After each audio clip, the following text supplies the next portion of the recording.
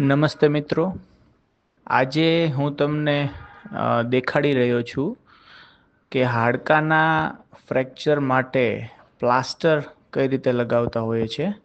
Dressing કરી એક soft role એટલે કે કોટનનો રોલ હોય છે એને આ રીતે લપેટવામાં આવે છે. વધારે પડતું ટાઈટ કે વધારે પડતું લૂઝ એવું રાખવાનું નથી.